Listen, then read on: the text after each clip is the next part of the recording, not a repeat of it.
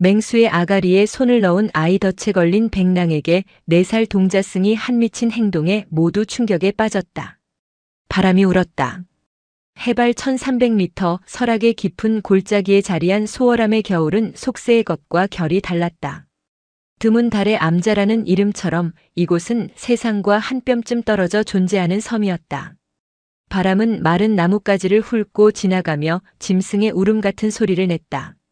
그 소리에 대웅전 처마 끝에 매달린 풍경마저 잔뜩 날이 선 쇳소리를 토해냈다. 또 한 마리가 당했습니다. 새벽 공양을 준비하던 범진 스님이 뱉어낸 목소리에는 한숨과 노여움이 섞여 있었다. 그는 소월암의 살림을 도맡는 원주였다. 그의 시선은 부엌간 뒤편, 이제는 비어버린 염소 우리에 머물렀다. 눈 위에 질질 끌린 핏자국은 어둠 속으로 스며들다 명료하게 끊겨 있었다. 주지인 무견 스님은 그저 눈을 감고 있었다. 무견은 70평생을 이 산에서 보낸 노승이었다. 그는 말이 없었고 감정도 좀처럼 드러내지 않았다. 그저 부서진 우리 문짝을 바라보는 범진의 넓은 등에서 요동치는 분노를 읽을 따름이었다. 주지 스님, 이래선 안 됩니다. 이건 수행의 문제가 아닙니다. 생존의 문제입니다. 범진은 40 중반의 강골이었다. 늦은 나이에 출가하기 전 속세에서 꽤 험한 일도 겪었다고 했다. 그래서인지 그의 불심은 자비보다는 규율에 가까웠다. 지난번엔 닭장이더니 이젠 암자에서 키우던 유일한 염소입니다. 이러다간 곧 공양미를 노리고 광을 뜯을 것입니다. 아니, 사람을 해칠지도 모릅니다. 범진. 무견이 처음으로 입을 열었다. 쉰 듯하지만 단단한 목소리였다. 두려움이 앞서는구나. 두려운 것이 아니라 현실을 보는 것입니다. 마을에서도 난리입니다. 멧돼지 소행이 아니라고 합니다. 며칠 전 나무하러 갔던 박서방이 보았답니다. 송아지만 한 놈이 눈앞을 스쳐 지나갔다고요. 소문은 이미 며칠 전부터 암자를 휘감고 있었다. 처음엔 그저 겨울 산짐승이더니 어느새 그것은 수막이라는 구체적인 이름이 붙었다. 수백 년 묵은 산의 정기인지 재앙인지 모를 거대한 늑대. 마을 사람들은 그것이 산의 균형이 깨져 나타난 재앙의 징조라 수군댔다. 그날 오후 마을 장정 서너 명이 소월암의 육중한 일주문을 밀고 들어섰다. 그들은 사냥총과 횃대로 쓸 마른 나뭇가지를 들고 있었다. 험악한 기세였다. 스님들, 그놈이 이 근방에 있습니다. 오늘 밤 산을 뒤져서라도 잡아야 합니다. 선두의 선인은 포수 차림의 만석이었다. 그는 이 산골에서 유일하게 엽총을 가진 사내였다. 무견은 그들을 법당으로 이끄는 대신 차가운 석등 앞에 섰다. 만석거사. 산의 짐승이 배가 고파 그런 것을 사람이 노여움으로 다스리려 하면 더 큰 화를 부릅니다. 화는 무슨? 스님은 지금 우리 개가 물려 죽은 것을 못 봐서 그렇습니다. 놈은 피맛을 봤습니다. 피맛을 본 짐승은 사람을 무서워하지 않습니다. 이 산에 스님들만 사십니까? 우리 처자식들도 삽니다. 만석의 눈이 붉게 충혈되어 있었다. 범진이 무견의 앞을 막아서며 말했다. 거사님들, 암자도 피해가 막심합니다. 하지만 살생은 금물입니다. 특히 이 신성한 도량 근처에서는. 신성? 만석이 코웃음을 쳤다. 짐승에게 목숨을 위협받는데 신성이 다 뭡니까? 우린 우리 방식대로 할 테니 스님들은 그저 불경이나 외우시지요. 덫을 놓든 불을 지르든 잡을 겁니다. 그들은 횡하니 암자를 떠났다. 범진은 무견의 고집스러운 침묵에 주먹을 꽉 쥐었다. 이 겨울을 어찌 나야 할지 막막했다. 그 모든 소란의 한가운데 4살배기 동자승 도겸이 있었다. 도겸은 3년 전 겨울 이 암자 일주문 앞에 버려진 아이였다. 갓난쟁이를 거둔 것은 무견이었고 겸손한 깨달음이라는 이름을 준 것도 무견이었다. 아이는 좀처럼 말이 없었다. 울지도 잘 웃지도 않았다. 그저 커다란 눈으로 세상을 가만히 바라볼 뿐이었다. 다른 스님들은 아이가 속세의 정을 받지 못해 감정이 메말랐다고 수군댔다. 하지만 무견은 알았다. 아이는 메마른 것이 아니라 너무 많은 것을 듣고 느끼고 있었다. 그날 밤 소월암은 유난히 일찍 문을 걸어 잠갔다. 바람 소리가 더욱 거칠어졌다.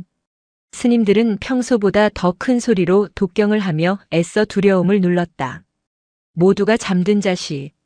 도겸은 제 방인 선방 구석에서 조용히 눈을 떴다. 그리고 창호지 문틈으로 스며드는 희미한 달빛에 의지해 밖을 가만히 내다보았다. 어른들은 늑대의 울음소리가 들렸다고 했다. 포효가 들렸다고 했다. 하지만 도겸이 들은 것은 그것이 아니었다. 바람 소리도 나뭇가지 부러지는 소리도 아닌 아주 낮고 깊은 눈 속에 파묻힌 듯한 흐느낌이었다. 그것은 분노나 굶주림의 소리가 아니었다. 도겸은 그 소리를 알았다. 3년 전 자신이 일주문 앞에서 울던 바로 그 소리였다. 세상에 홀로 남겨진 존재의 울음이었다. 겨울은 수월함의 시간을 얼어붙게 만들었다. 며칠이 더 지났다. 만석을 위시한 마을 사람들은 산을 샅샅이 뒤졌지만 늑대의 흔적은커녕 발자국 하나 제대로 찾지 못했다. 눈이 너무 많이 내린 탓이었다. 그들은 늑대가 이미 산 너머로 갔을 것이라 지레 짐작하고 수색을 포기했다. 하지만 범진은 경계를 풀지 않았다. 그는 공포가 실체가 없기에 더 무섭다는 것을 알았다. 보이지 않는 위협은 암자 전체를 짓눌렀다. 해일 스님, 원영 스님. 오늘부터는 두 분이 함께 장작을 패주십시오. 절대 혼자 나가지 마십시오. 범진은 젊은 스님들에게 단단히 주의를 주었다. 그는 무견의 불살생 계율을 어길 수는 없었지만 스스로를 방어할 준비는 해야 한다고 믿었다. 그는 창고에서 날카로운 낫과 괭이를 꺼내 부엌간 입구에 세워두었다. 무견은 그 모습을 그저 지켜볼 뿐이었다. 스님. 주지 스님께서는 어찌 저리 태평하신지 모르겠습니다. 해일이 범진에게 불만을 토로했다. 저희야 그렇다 쳐도 도겸이는 어쩝니까? 저 어린아이가 물리기라도 하면. 쉿. 주지 스님께서 생각이 있으실 것이다. 범진은 그렇게 말했지만 그의 마음도 편치 않았다. 그는 무견의 깊은 깨달음을 존경했지만 때로는 그 깨달음이 현실의 무게를 감당하지 못한다고 생각했다. 굶주린 짐승 앞에서 자비는 그저 허울 좋은 관념일 뿐이었다. 그 즈음 도겸에게는 작은 버릇이 생겼다. 공양 시간마다 나오는 밥과 반찬을 전부 먹지 않고 조금씩 남기는 것이었다. 특히 겨울 간식으로 가끔 나오는 말린 곶감이나 유과는 손도 대지 않고 제 품 안에 숨겼다. 범진은 그것을 발견하고 아이를 꾸짖었다. 도겸아, 음식을 남기는 것은 큰 죄다. 배고픈 중생이 얼마나 많은데 이리 복을 걷어차느냐. 도겸은 꾸지람을 들어도 그저 고개를 숙일 뿐 이유를 말하지 않았다. 그저 밤마다 제 방 구석 작은 목함에 그것들을 차곡차곡 모아둘 뿐이었다. 그 모습은 마치 무언가를 애타게 기다리는 사람 같았다. 그리고 다시 며칠이 지난 새벽. 마을에서 또 다른 비명이 터졌다. 이번에는 짐승이 아니었다. 만석의 집 외양간을 살피러 나갔던 그의 아내가 문 앞에서 무엇인가를 보고 혼절한 채 발견되었다. 그녀가 본 것은 처참하게 찢긴 채 마당에 버려진 송아지 사체였다. 늑대는 이제 인간의 영역을 두려워하지 않았다. 만석은 그 길로 암자로 뛰어 올라왔다. 그의 손에는 피가 묻어 있었다. 무견 스님, 스님네들이 불살생이니 뭐니 하며 내 손을 묶어둔 대가가 이겁니다. 내 식솔이 죽을 뻔했습니다. 이젠 됐습니다. 스님들 허락 따위 필요 없습니다. 내가 만든 덫을 어젯밤 산 전체에 깔아놨습니다. 그놈이 쇠맛을 봐야 정신을 차릴 겁니다. 만석의 눈에는 살기가 가득했다. 무견은 그가 손에 쥔 것을 보았다. 그것은 덫을 놓다가 긁힌 상처에서 난 피가 아니었다. 짐승의 피였다. 꺼사. 그 손의 피는 무엇입니까? 덫을 놓은 것이 아니지 않소. 이미 무언가를 잡았군. 만석은 움찔했다.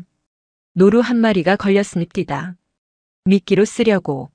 살생 위에 살생을 더했구나. 만석 거사. 노여움이 노여움을 낳고 피가 피를 부르는 법이요. 그 덫을 당장 거두시오. 싫습니다. 만석이 고함을 질렀다. 스님은 내일 당장 굶어 죽을 걱정을 안 해봐서 모릅니다. 저놈의 가죽을 벗겨야 우리 식구들이 이 겨울을 납니다. 덫은 절대 거두지 않을 겁니다. 그놈이 잡힐 때까지. 만석은 증오에 찬 눈으로 무견을 노려보고는 산을 내려갔다. 범진은 차마 무견에게 아무 말도 하지 못했다. 무견의 말이 옳았다. 하지만 만석의 절규 또한 틀리지 않았다. 생존과 자비 사이의 아슬아슬한 경계에서 소월함의 겨울은 파국을 향해 치닫고 있었다. 그날 밤 도겸은 또 그 소리를 들었다. 지난번의 흐느낌이 아니었다. 그것은 살을 찢고 뼈를 끊는 듯한 끔찍한 절규였다. 소리는 지난번보다 훨씬 가까웠다. 도겸은 조용히 자리에서 일어났다. 그리고 그가 모아두었던 곶감과 유과가 담긴 작은 목함을 품에 안았다. 새벽 예불 시간 범종 소리가 설악의 골짜기를 울렸다. 스님들이 법당에 모여 막 천수경을 읊으려던 참이었다. 그때였다. 끄악, 끄르르륵. 예불 소리를 찢어발기는 짐승의 비명이 암자 뒤편 숲에서 터져나왔다. 그것은 늑대의 울음이 아니었다. 그것은 죽어가는 존재가 내지르는 마지막 단말마였다. 무슨 소리냐? 범진이 가장 먼저 법당 문을 박차고 나갔다. 무견과 해일, 원영 스님도 뒤따랐다. 새벽의 푸른 어스름이 이제 막 숲의 윤곽을 드러내고 있었다. 비명은 암자 뒤편 약수를 뚫어가는 오솔길 너머에서 들려왔다. 스님들 조심하십시오. 횃불을 가져와라. 범진의 외침에 젊은 스님들이 급히 불을 붙인 횃대로 주변을 밝혔다. 눈 위에 찍힌 것은 짐승의 발자국뿐만이 아니었다. 검붉은 핏방울이 어지럽게 흩뿌려져 있었다. 그들은 소리를 따라 눈 덮인 숲을 헤치고 들어갔다. 그리고 곧 숨이 멎는 듯한 광경과 마주했다. 거기에는 늑대가 있었다. 소문으로만 듣던 송아지만 하다는 수막이었다. 은회색 털은 달빛을 머금은 듯 아름다웠지만 지금은 피와 눈으로 엉겨붙어 끔찍한 몰골이었다. 놈은 만석이 설치한 거대한 창덧덫에 앞발이 물려 있었다. 날카로운 쇠 이빨이 놈의 발목을 깊숙이 파고들었다. 하지만 스님들을 경악하게 한 것은 그것이 아니었다. 늑대의 입이었다. 놈은 고통에 몸부림치다 제 발을 문 덫을 물어뜯으려 한 듯 했다. 그 과정에서 덫의 쇠붙이 일부가 부러졌는지 혹은 주변에 날카로운 돌부리를 씹었는지 뾰족한 쇠붙이 혹은 돌조각가 놈의 입천장을 뚫고 아가리에 박혀 있었다. 입을 다물지도 벌리지도 못하는 상태. 숨을 쉴 때마다 붉은 거품이 섞인 피가 울컥울컥 쏟아졌다. 놈이 아까 내지른 비명은 숨이 막혀오는 고통 속에서의 마지막 발악이었다. 아미타불. 무견이 고개를 저으며 눈을 감았다. 크르르 으르렁. 늑대는 스님들을 발견하고 마지막 힘을 쥐어짜 일어서려 했다. 하지만 덫에 물린 다리와 입의 고통에 이내 눈밭에 쓰러지며 경련했다. 그 눈동자에는 분노가 아닌 오직 처절한 고통만이 가득했다. 범진은 옆에 있던 굵은 나뭇가지를 집어들었다. 주지 스님. 저놈은 이미 끝났습니다.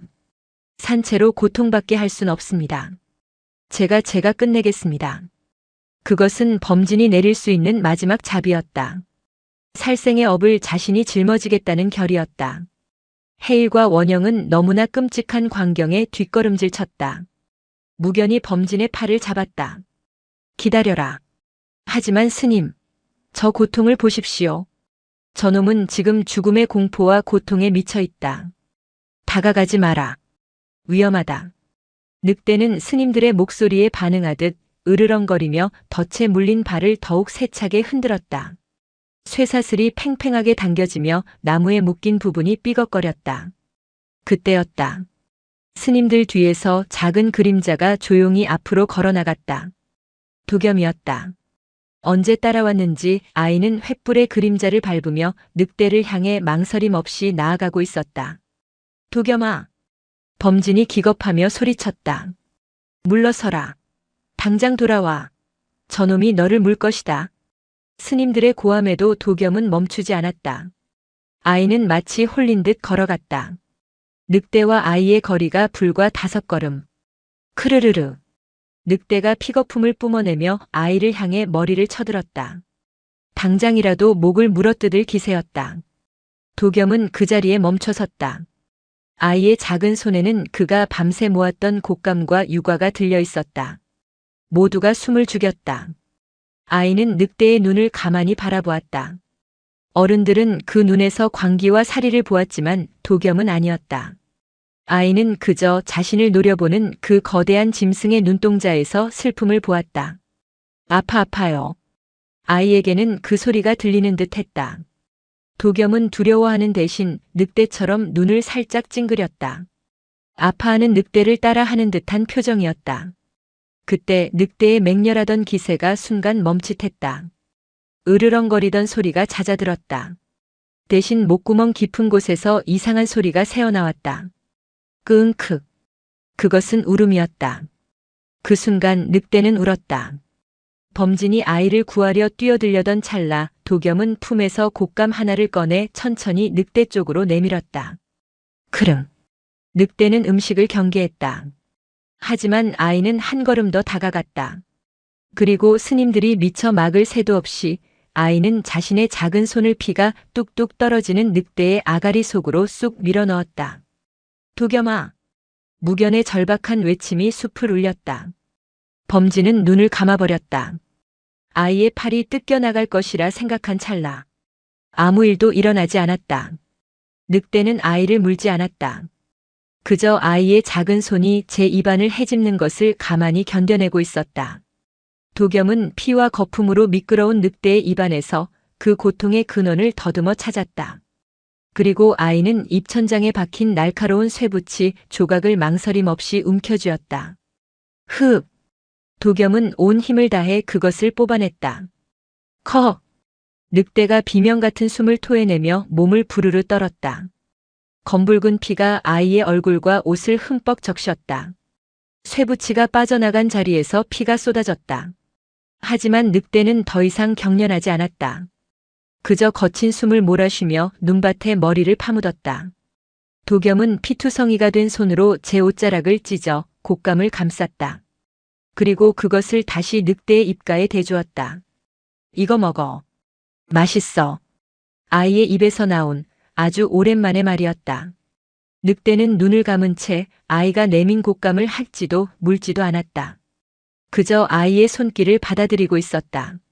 무견과 범진은 마치 시간이 멈춘 듯한 그 광경을 망연자실하게 바라보고 있었다. 핏물이 눈을 녹였다. 범진은 그 자리에 얼어붙었다. 아이의 팔은 늑대의 아가리에서 빠져나왔지만 늑대의 끔찍한 입이 다치지 않았기 때문에 안전한 것인지 아니면 그저 찰나의 순간인지 분간할 수 없었다. 도겸의 작은 손과 팔은 온통 짐승의 피와 타액으로 범벅이 되어 있었다. 그러나 아이는 울지도 두려워하지도 않았다. 그저 젖은 솜처럼 축 늘어진 거대한 짐승을 물끄러미 바라볼 뿐이었다. 그때서야 스님들은 늑대의 본 모습을 제대로 보았다. 흰 늑대다. 해일 스님이 저도 모르게 중얼거렸다. 놈의 털은 눈을 빚어 만든 듯 순백이었다. 범진이 지금까지 보았던 여느 짐승의 털빛이 아니었다. 핏물이 그 위를 적시자 흰색은 더욱 도드라져 성스럽기까지 한 기이함을 자아냈다. 덫에 물린 앞발과 찢어진 입가를 제외하면 놈은 설악의 전기가 뭉쳐 태어난 존재처럼 보였다. 무견은 그때까지 굳게 다물고 있던 입을 열었다. 범진, 덫을 풀어주어라. 예? 주지 스님. 저놈이 지금은 기진맥진에 저러고 있지만 덫을 푸는 순간 우리를 물 것입니다. 아니, 도겸이부터 풀어주어라. 저대로 두면 고통 속에서 얼어 죽을 것이다. 그것은 우리가 만석 거사의 살생에 동참하는 것과 같다. 하지만 범진은 차마 발을 뗄 수 없었다. 쇠붙이를 뽑아낸 것은 기적이었지만 저 짐승은 여전히 맹수였다. 그때 도겸이 스님들을 돌아보았다. 아이는 피 묻은 손으로 늑대의 머리를 가만히 쓰다듬었다. 괜찮아. 이제 안 아파. 그리고 늑대의 덫에 물린 앞발로 다가갔다. 안 된다, 도겸아. 범진이 다급하게 달려가 아이를 뒤로 끌어당기려 했다. 크르릉. 늑대가 아이를 잡아채려는 범진을 향해 남은 힘을 다해 이빨을 드러냈다. 늑대는 아이를 위협하는 것이 아니라 아이에게 다가오는 범진을 위협하고 있었다. 범진은 두 걸음 뒤로 물러섰다. 늑대의 눈은 범진을 꿰뚫어 볼 듯 노려보다가 다시 도겸을 향하자 부드럽게 스르르 감겼다. 도겸은 범진의 손을 뿌리치고 다시 늑대에게 다가갔다. 그리고 쇠 이빨이 깊숙이 박힌 덫을 제 작은 손으로 낑낑대며 풀려 애썼다. 하지만 아이의 힘으로는 어림도 없었다. 덫은 꽁꽁 얼어붙어 꿈쩍도 하지 않았다. 아이는 덫을 풀 수 없다는 것을 깨닫자 다른 행동을 했다. 제 몸에 걸치고 있던 작은 누비 두루마기를 벗었다. 그리고 덫에 물려 피가 나는 늑대의 앞발과 쇠붙이가 박혔던 입가에 덮어주려 애썼다. 피가 얼어붙지 않게 하려는 듯 제 작은 입김을 호마이너스하고 불어가며 상처를 감쌌다. 그것은 자비나 불심이 아니었다. 그저 추운 존재에게 옷을 벗어주고 아픈 존재에게 입김을 불어주는 내 살배기 아이가 할 수 있는 가장 순수한 연민이었다. 범진은 그 광경에 할 말을 잃었다. 저 흉포한 짐승이 인간의 아이가 제 상처에 손을 대고 체온을 나누는 것을 얌전히 받아들이고 있었다. 무견이 범진의 어깨에 손을 얹었다. 범진아, 짐승은 사람의 말을 알아듣지 못한다. 하지만 마음은 안다. 도겸이는 지금 저 짐승의 고통과 마음을 나누고 있다. 저 아이의 마음이 곧 부처의 마음이다. 무견은 천천히 늑대에게 다가갔다. 범진이 긴장하며 횃불을 고쳐주었다. 우리는 저 짐승을 두려워했으나 도겸이는 저 짐승의 아픔을 보았다. 우리는 몽둥이를 들었으나 도겸이는 곶감을 내밀었다. 무엇이 짐승의 마음을 열었느냐?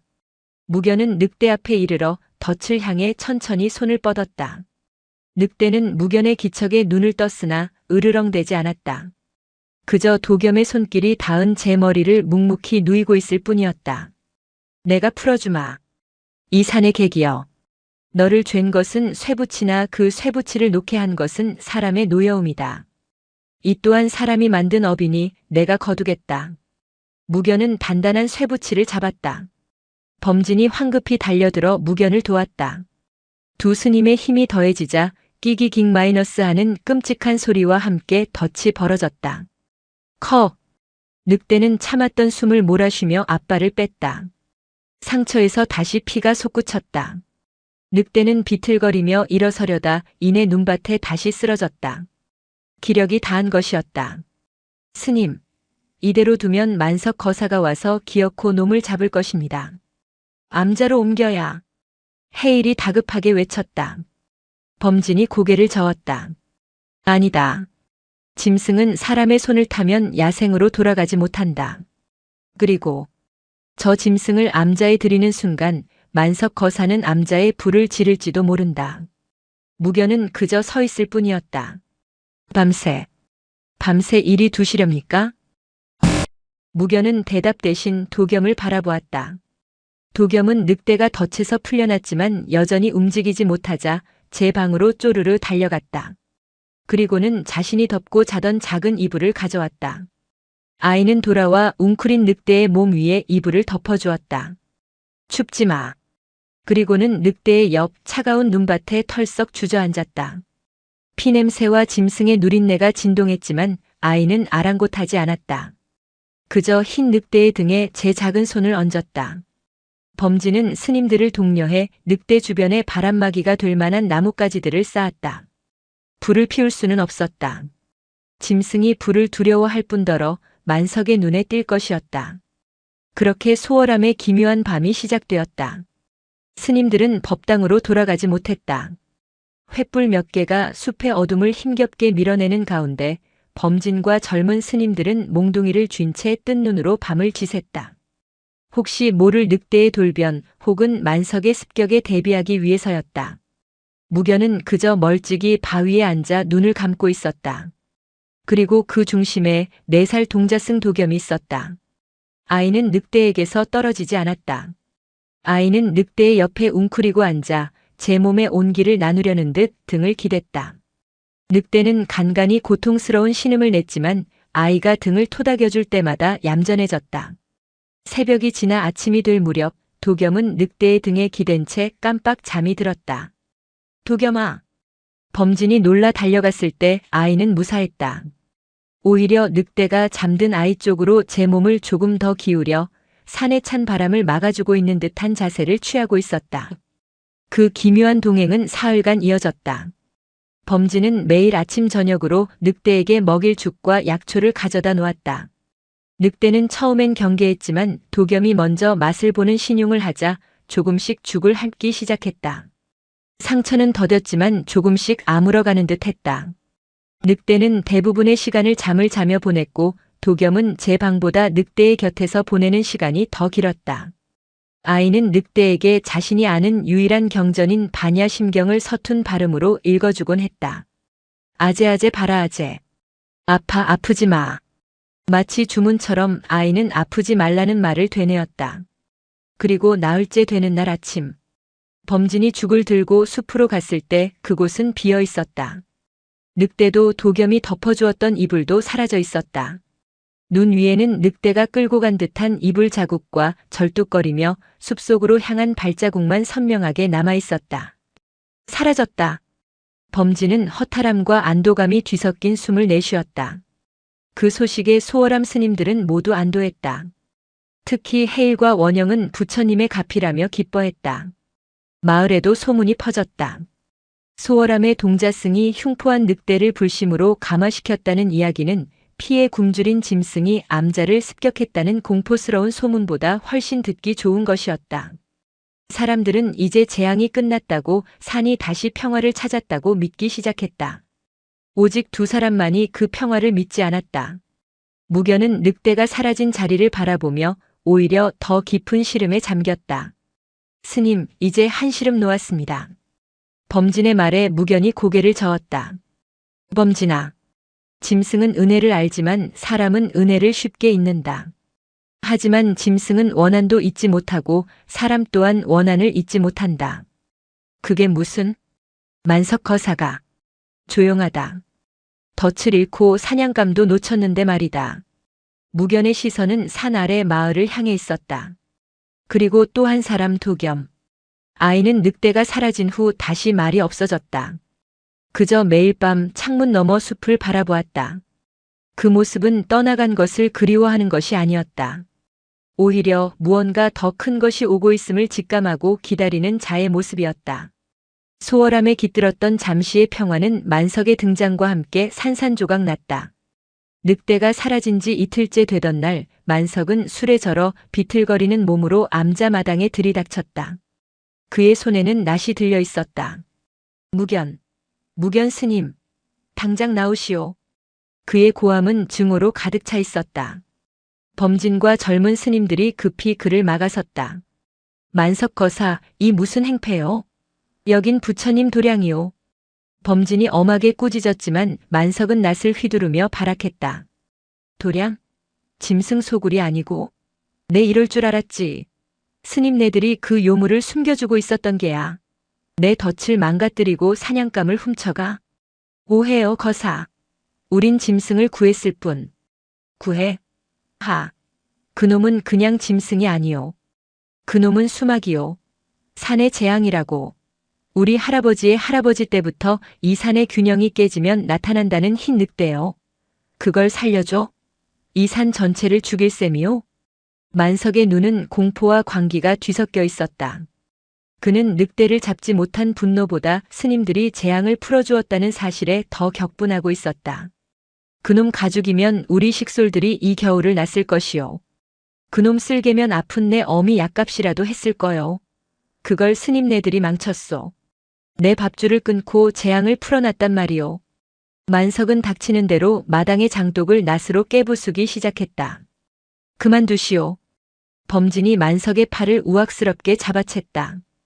범진 역시 속세에서 잔뼈가 굵은 이었다. 두 사내의 눈빛이 허공에서 부딪혔다. 스님, 이거 놓으시오. 내 오늘 그 요물을 감쌌다는 동자승 놈부터. 만석이 동자승을 입에 올린 순간 범진의 눈빛이 변했다. 내 놈이 감히. 범진이 만석을 밀쳤다. 만석은 비틀거리다 눈밭에 나뒹굴었다. 그때 법당에서 무견이 걸어 나왔다.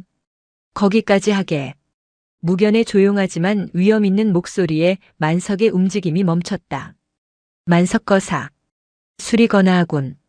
그대의 분노는 알겠으나 그 분노가 그대의 눈을 멀게 했소. 눈이 멀어? 똑똑히 봤소. 스님네들이 그놈을 치료해주고 풀어주는 걸 똑똑히 봤단 말이오. 내 덫도 스님들이 훔쳐갔지. 덫은 여기 있어. 무견은 범진에게 눈짓했다.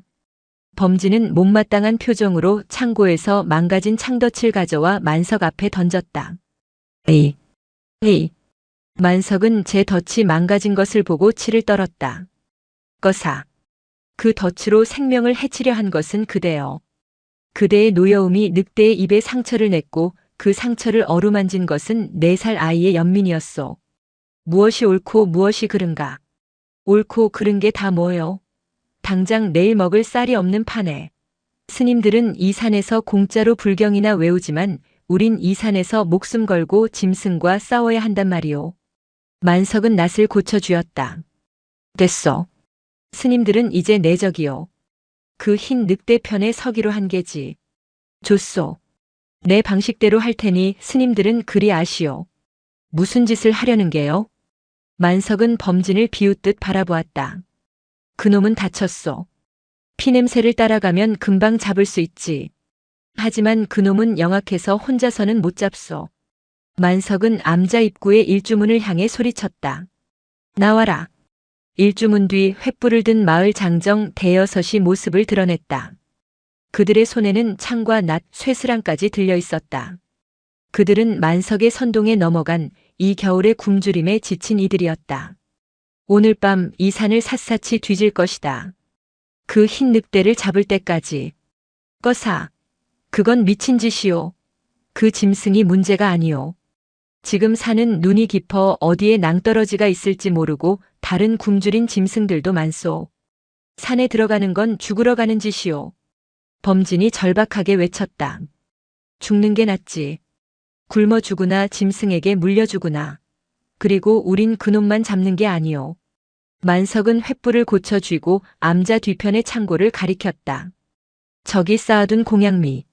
저것도 원래 이 산에서 난 것, 우리 마을 사람들이 시주한 것 아니오? 짐승에게 먹일 죽은 있으면서 굶주린 사람에게 줄 쌀은 없단 말이오? 그들의 목적은 늑대만이 아니었다. 소월함의 겨울 식량이었다. 지금 부처님 도량에서 겁탈을 하겠다는. 시끄럽소. 짐승을 감싸는 중놈들보다야 우리가 낫지. 만석과 장정들이 일제히 암자로 밀고 들어오려 했다.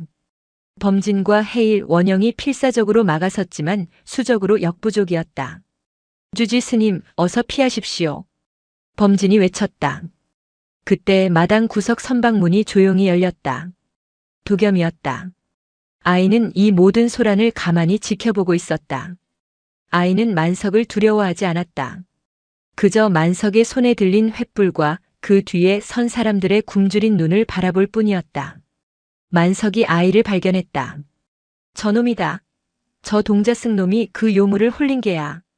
만석이 낫을 들고 도겸을 향해 달려들었다. 네 이놈. 범진이 만석의 등을 덮쳤다. 두 사내가 눈밭에서 뒤엉켜 뒹굴었다.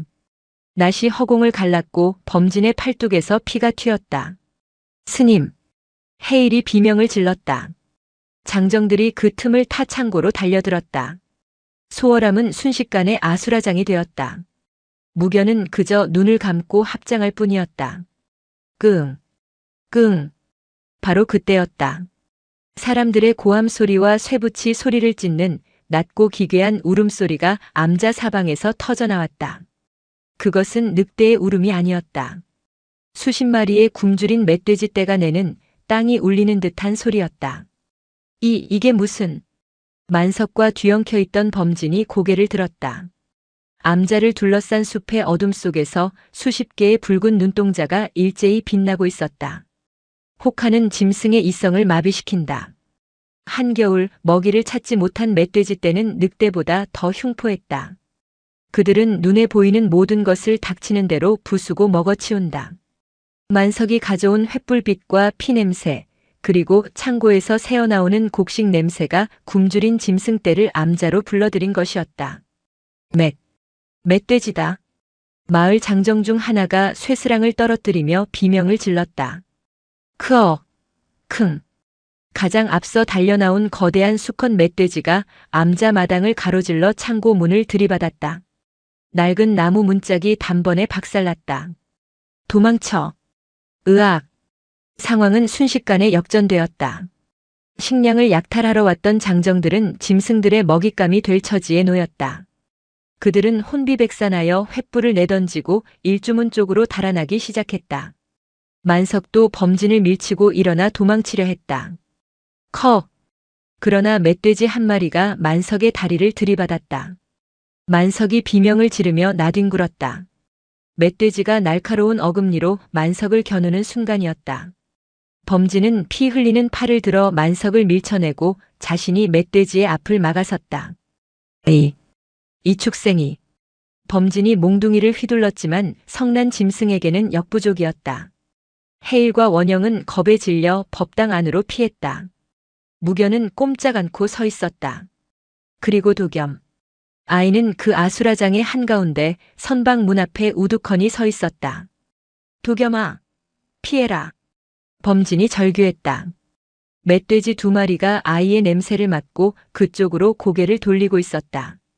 아이의 눈은 멧돼지를 보고 있지 않았다. 아이의 눈은 멧돼지들 넘어 캄캄한 숲을 향해 있었다. 마치 누군가를 부르는 듯 간절하게. 그 순간 아우우 마이너스. 암자의 풍경 소리도 짐승들의 울음소리도 바람소리마저도 모두 집어삼키는 장엄한 포효가 설악 전체를 울렸다. 그것은 늑대의 울음이었다. 하지만 지난번의 고통스러운 신음이 아니었다. 산의 왕이 내지르는 영토를 침범한 무리에 대한 서슬 펄언 경고였다. 멧돼지떼의 움직임이 일순간 멈췄다. 어둠 속에서 무엇인가가 바람처럼 달려나왔다. 그것은 흰 늑대였다.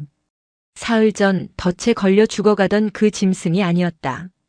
절뚝거리던 다리는 온전해 보였고 피로 물들었던 털은 다시 눈부신 백색을 되찾아 달빛 아래 번뜩였다.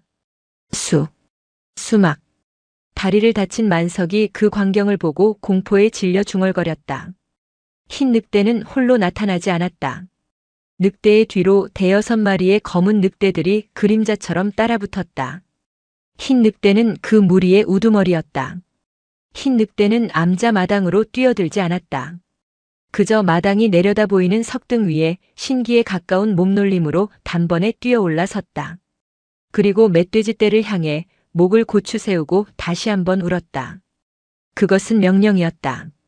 멧돼지 떼는 혼란에 빠졌다. 굶주림에 눈이 멀었지만 상위 포식자의 등장은 본능적인 공포를 일깨웠다.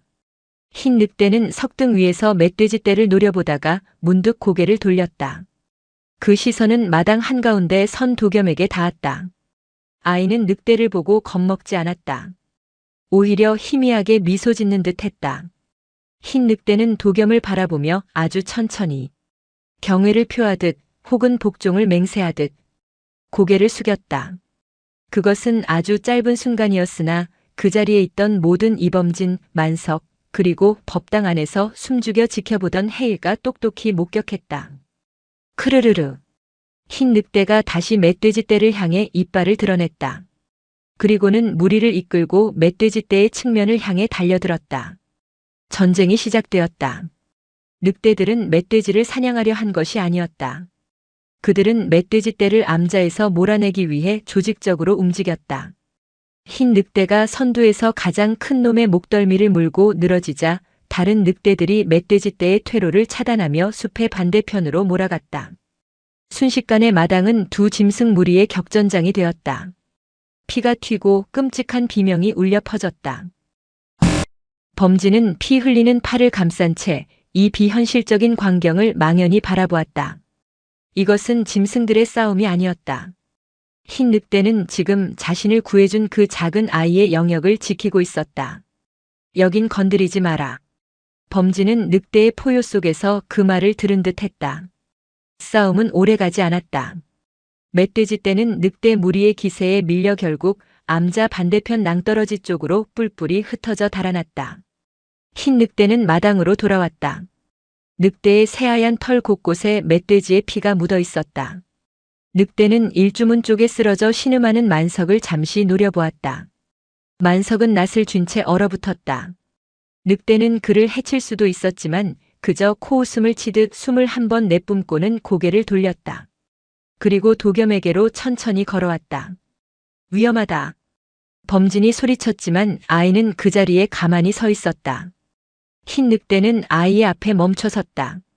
아이의 키보다 훨씬 큰 머리를 숙여 아이의 피 묻은 손냄새를 맡았다. 그리고는 자신이 덮고 갔던 도겸의 작은 이불을 아이의 발치에 가만히 내려놓았다.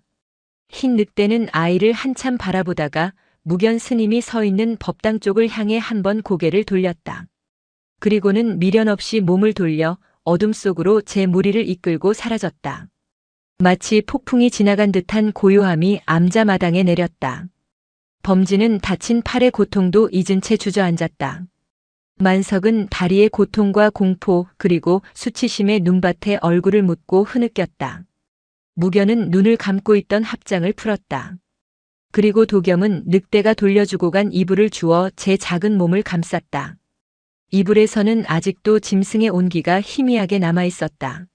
아이는 늑대가 사라진 숲을 바라보며 처음으로 환하게 웃었다. 시간이 다시 흐르기 시작했다. 늑대 무리가 사라진 암자 마당에는 정적 대신 피냄새와 부서진 기물, 그리고 사람의 신음소리만이 남았다. 크그. 만석은 멧돼지에게 들이받친 다리를 붙잡고 눈밭에서 몸을 떨고 있었다. 흉포했던 기세는 간데없고 그는 그저 고통과 추위에 떠는 초라한 사냥꾼에 불과했다.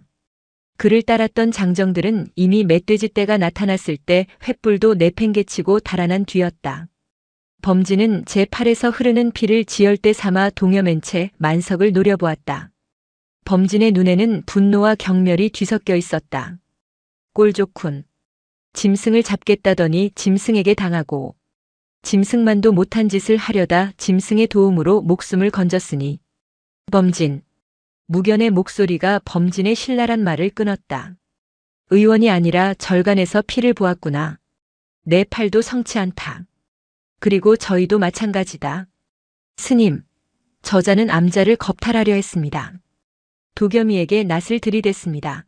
저런 자에게 자비를 베푸는 것은 자비가 아니다. 무견은 만석에게 다가갔다. 업을 돌려주는 것이다. 우리는 저희에게 빚을 졌다. 빚이라니요? 우리가 왜? 범진은 도저히 이해할 수 없다는 듯 소리쳤다. 저희가 짐승떼를 몰고 오지 않았다면 우리는 늑대가 이 암자를 어찌 생각하는지 영영 몰랐을 것이다. 저희의 노여움이 늑대의 충심을 증명해 보였다. 그러니 빚이다. 무견의 기이한 논리에 범진은 말문이 막혔다. 무견은 젊은 스님들을 불렀다.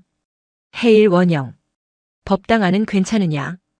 예, 주지 스님. 법당 문틈으로 훔쳐보던 두 스님이 사색이 된 얼굴로 기어나왔다. 그들은 늑대와 멧돼지보다 방금 전 무견이 한 마리 더 무섭다는 표정이었다. 저 거사를 객사로 옮겨라. 범진, 너는 내 팔을 먼저 치료하고 저 거사의 다리도 살펴주어라. 제가 저자를 말입니까? 내가 속세에서 사람 뼈를 맞춰본 경험이 있다고 들었다. 저 다리를 저대로 두면 만석 거사는 이 산에서 다시는 사냥을 못하게 될 것이다. 그것은 저희의 목숨을 거두는 것과 같다. 범진은 입술을 깨물었다. 그는 무견의 명을 거역할 수 없었다. 범진은 묵묵히 만석에게 다가가 그를 짐짝처럼 둘러매었다. 만석은 고통 속에서도 저항하려 했지만 범진의 완력에 찍소리도 내지 못했다. 객사의 만석을 내려놓자 무견은 해일에게 따뜻한 물을, 원영에게는 약초를 가져오라 일렀다. 그리고 도겸이 그 방으로 들어왔다. 아이는 늑대가 돌려준 이불을 망토처럼 두르고 있었다. 아이는 만석을 노려보는 범진과 고통에 신음하는 만석을 가만히 번갈아 보았다. 만석은 아이와 눈이 마주치자 화들짝 놀라며 고개를 돌렸다. 낫을 들고 달려들었던 순간이 떠오른 듯 그의 얼굴이 수치심으로 일그러졌다. 그는 자신을 구해준 늑대보다 그 늑대가 고개를 숙였던 이 4살배기 아이가 더 두려웠다. 범진이 만석의 바지를 거칠게 찢어 올렸다. 멧돼지 어금니에 받친 정강이 뼈가 어긋나 있었다. 뼈가 비틀어졌군. 운이 좋았소. 동맥을 비껴갔으니. 하지만 제대로 맞추지 못하면 평생 절뚝거릴 거요. 범진은 이를 악물고 만석의 다리를 살폈다. 팔에서 흐르는 자신의 피가 만석의 다리 위로 뚝뚝 떨어졌다. 자비가 아니라 치료요. 스님 말씀대로 빚을 갚는 것이니 오해 마시오. 범진이 만석의 다리를 잡고 힘을 주려 할 때였다. 도겸이 쪼르르 다가와 만석의 이마에 제 작은 손을 얹었다. 술과 땀으로 축축한 이마였다. 만석은 불덩이라도 닿은 듯 몸을 떨었다. 아이는 늑대에게 해주었던 것처럼 만석의 이마를 가만히 쓰다듬었다. 아파? 아프지 마. 만석은 그 말을 듣는 순간 4살 아이 앞에서 40평생의 서름이 터지듯 눈물을 쏟아냈다. 그것은 고통 때문도 공포 때문도 아니었다. 설명할 수 없는 거대한 수치심이었다. 자신은 저 아이를 죽이려 했고 저 아이를 지키는 짐승에게 목숨을 빚졌으며 이제 저 아이가 자신을 가엾어하고 있었다.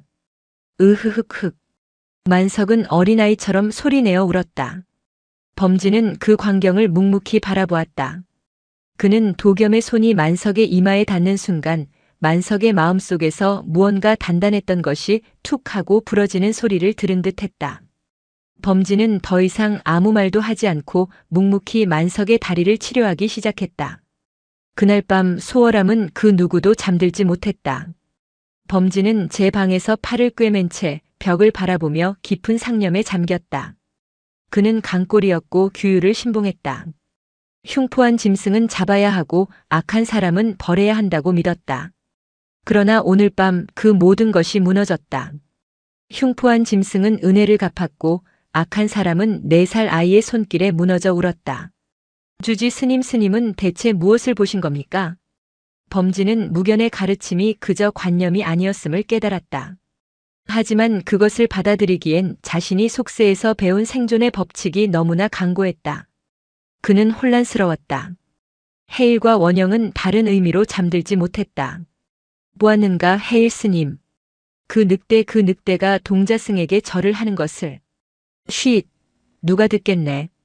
그것은 그냥 짐승이 아닐세. 수막이 맞았어. 산의 신령이야.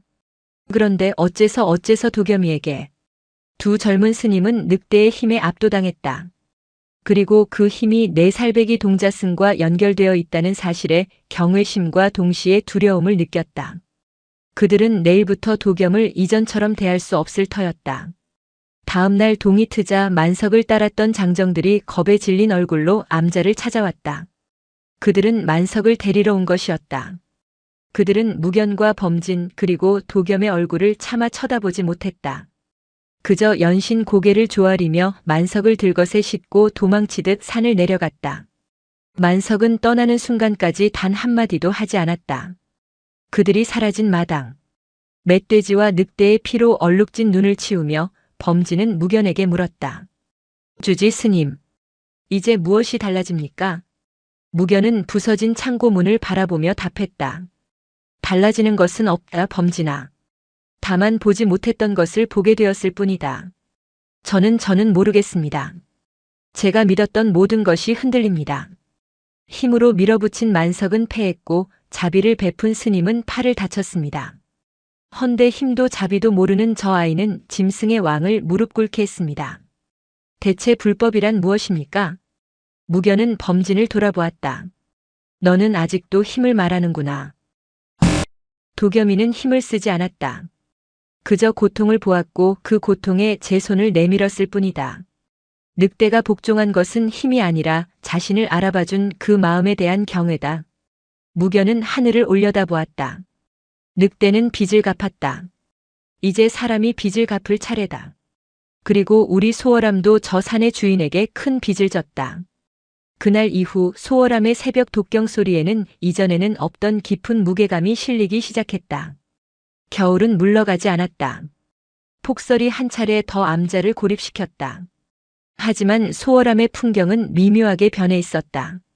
가장 큰 변화는 해일과 원영이 도겸을 대하는 태도였다. 그들은 도겸을 더 이상 어린아이로 대하지 않았다. 도겸 스님 공양 드시지요. 도겸 스님 추우신데 이쪽으로. 그들은 4살배기 아이에게 꼬박꼬박 스님이라는 존칭을 쓰며 어려워했다. 그것은 존경이 아닌 미지의 존재에 대한 두려움의 발로였다. 그들은 도겸이 숲을 바라볼 때면 혹시 늑대와 눈빛을 교환하는 것은 아닌지 수군대며 자리를 피했다. 도겸은 순식간에 암자 안에서 고립되었다. 범진은 그 모습을 착잡하게 지켜보았다. 범진 자신도 도겸을 이전처럼 대하기 어려웠다.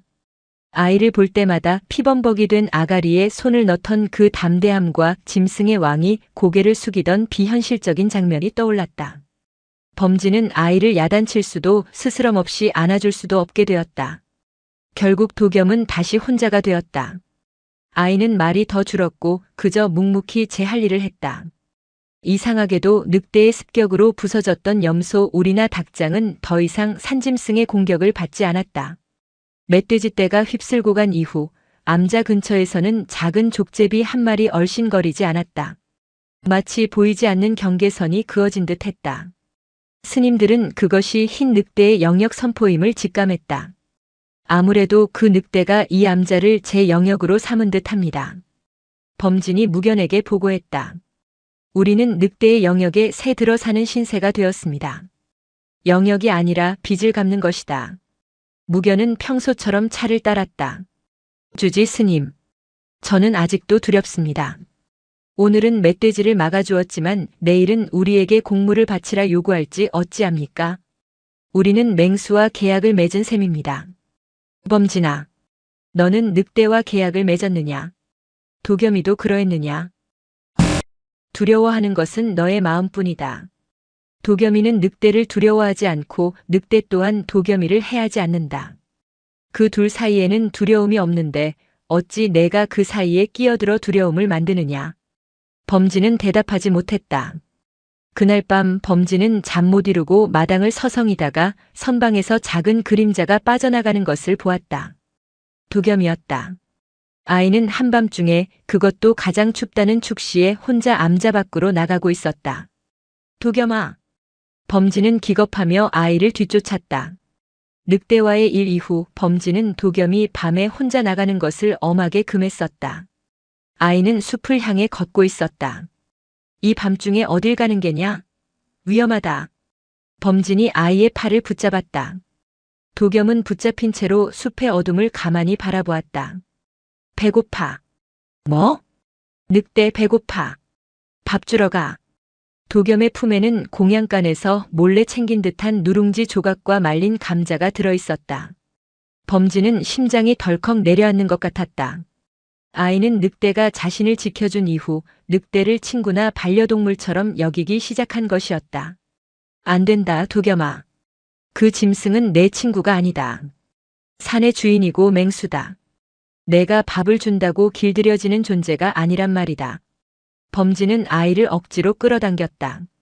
싫어. 갈 거야. 배고파. 도겸은 3년 만에 처음으로 떼를 쓰며 울음을 터뜨렸다. 범진은 당황했다. 감정을 드러내지 않던 아이가 이토록 격렬하게 우는 것은 처음이었다. 아우. 그때 멀지 않은 숲에서 낮은 울음소리가 화답하듯 들려왔다. 범진은 온몸에 털이 곤두서는 것을 느꼈다. 늑대가 아이의 울음소리를 듣고 가까이 와 있었던 것이다. 도겸은 울음을 그치고 숲을 향해 소리쳤다. 기다려. 내가 가. 도겸아. 범진은 아이를 끌어안고 뒷걸음질 쳤다. 크르르. 어둠 속에서 두 개의 안광이 빛났다. 흰 늑대였다. 놈은 숲의 경계선, 딱 스님들이 처음 놈을 발견했던 그 자리에서 이쪽을 노려보고 있었다. 놈은 범진이 아이를 붙잡고 있는 것을 위협으로 받아들인 듯 낮은 경고음을 냈다. 범진은 아이를 안은 팔에 힘을 주었다. 물러서라. 내가 지키는 아이라도 여긴 사람의 영역이다. 범진은 두려웠지만 스승으로서의 책무감으로 소리쳤다. 아우 마이너스. 늑대는 한 걸음 앞으로 나섰다. 일촉즉발의 상황이었다.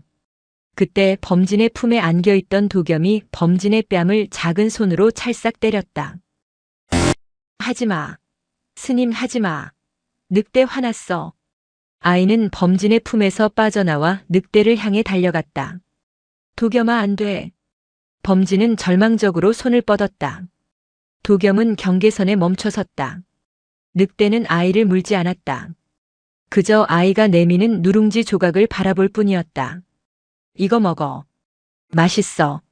늑대는 음식을 먹지 않았다. 그저 코로 냄새를 한 번 맡더니 고개를 들어 도겸의 뺨을 혀로 한 번 하찼다. 그리고는 말없이 돌아서서 어둠 속으로 사라졌다. 도겸은 음식을 먹지 않고 가버린 늑대를 보며 시무룩해졌다. 아이는 누룽지를 손에 쥔 채 암자로 터덜터덜 돌아왔다. 범진은 그 모든 광경을 뜬 눈으로 지켜보았다. 짐승이, 그것도 산의 왕이라는 놈이 아이의 뺨을 하찼다. 공물을 바치러 온 것도 길들여진 것도 아니었다. 그저 안부를 확인하러 온 듯한 몸짓이었다. 도겸은 범진을 지나쳐 제 방으로 들어가려다 멈춰섰다. 스님 미워. 늑대 도망갔어. 도겸아, 나는 너를 지키려. 늑대 안 무서워. 스님이 더 무서워. 아이의 말은 비수처럼 범진의 가슴에 박혔다.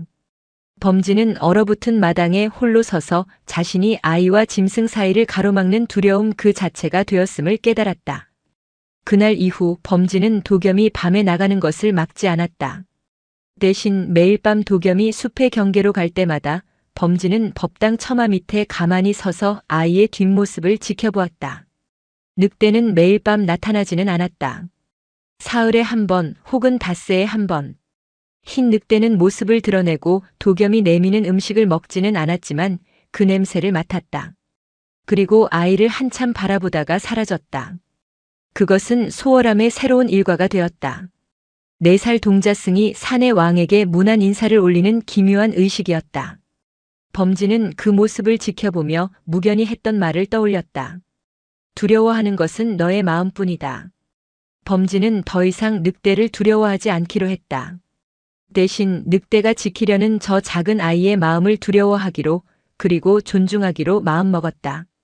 겨우내 암자에 틀어박혀 있던 만석의 다리는 봄이 올 무렵에야 겨우 땅을 디딜 수 있게 되었다.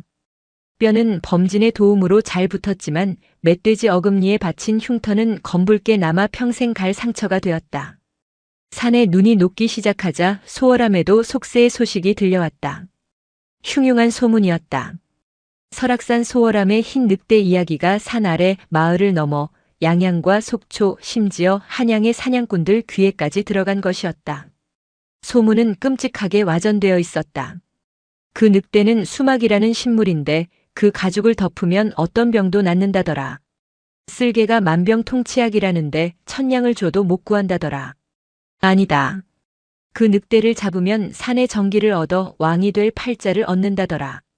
탐욕에 눈먼 자들이 움직이기 시작했다. 전문적인 사냥꾼들, 이른바 산척이라 불리는 자들이 설악으로 모여들고 있다는 소문이 돌았다. 그들은 만석처럼 생계를 위한 사냥꾼이 아니었다. 그들은 돈을 위해서라면 산도 태울 자들이었다. 주지 스님. 일이 커졌습니다. 만석 거사가 퍼뜨린 소문이. 범진이 굳은 얼굴로 보고했다. 아니다. 만석 거사가 아니다. 객사에서 요양하던 만석이 어느새 범진의 뒤에 서 있었다. 그는 지팡이의 의지에 겨우 걸음을 옮기고 있었다. 그 소문은 내가 낸 것이 아니오. 한양에서 온 상인놈들이 퍼뜨린 게지. 나는 그저 보았다고만 했소. 내가 본 것을 말했을 뿐이오. 만석의 눈에는 더 이상 분노나 광기가 없었다. 그저 깊은 피로와 후회가 어려 있었다. 범진이 쏘아붙였다. 그대가 본 것을 말한 대가가 어찌 될지 아시오? 그자들이 총을 들고 산에 오를 것이오. 늑대뿐만 아니라 이 암자도 무사하지 못할 거요. 만석은 고개를 숙였다. 아오. 그래서 왔소. 빚을 갚으러. 빚? 나는 이 산에서 평생을 살았소. 저 한양놈들은 이 산을 모르오. 그놈들이 어디로 덫을 놓고 어디로 길을 틀지 내 손바닥 보듯 훤하오. 무견히 만석을 바라보았다. 거사. 설마. 스님들은 살생을 못하시지. 하지만 나는 하오. 나는 사냥꾼이오. 만석은 지팡이를 고쳐주었다. 그놈들 산척이 늑대를 잡기 전에 내가 그놈들을 잡을 거요. 이 산은 내 구역이요. 그리고 만석은 도겸을 바라보았다. 도겸은 마루에 앉아 봄볕을 쬐며 목각 불상을 닦고 있었다. 저 아이가 구해준 짐승이요. 내 목숨을 구해준 짐승이기도 하고 내 허락 없이는 아무도 그놈 털끝 하나 못 건드리게 할 거요. 내 다리가 이렇게 된 것도 어찌 보면 그놈 덕에 배운 교훈값이니. 만석은 절뚝거리며 암자를 나섰다. 무견도 범진도 그를 잡지 않았다. 그로부터 며칠 뒤 소월함은 다시 한번 소란에 휩싸였다. 총소리였다. 만석이 쓰던 엽총소리가 아니었다. 훨씬 육중하고 날카로운 서양식 총포 소리가 숲을 울렸다. 올 것이 왔구나. 무견이 눈을 감았다. 범진은 스님들을 모두 법당 안으로 피신시켰다. 총소리는 한나절 동안 이어졌다. 짐승의 비명과 사람의 고함 소리가 뒤섞여 들려왔다. 도겸은 법당 안에서 귀를 막고 부들부들 떨었다. 아이는 늑대가 고통스러워하던 그날의 비명을 떠올리고 있었다. 아파 늑대 아파. 범진은 법당 문을 걸어 잠그고 창고에 숨겨두었던 낫을 꺼내 들었다. 만약 놈들이 암자까지 쳐들어온다면 그는 이번에야말로 살생계를 어길 각오였다. 그리고 해질녘 모든 소리가 멎었다.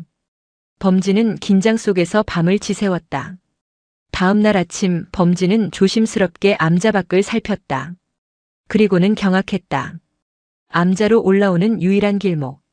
그 좁은 협곡 입구에 산척들의 것으로 보이는 총 3자루가 부러진 채 나뒹굴고 있었다.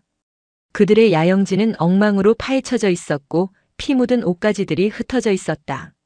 하지만 사람은 없었다. 죽은 사람도 짐승도 없었다.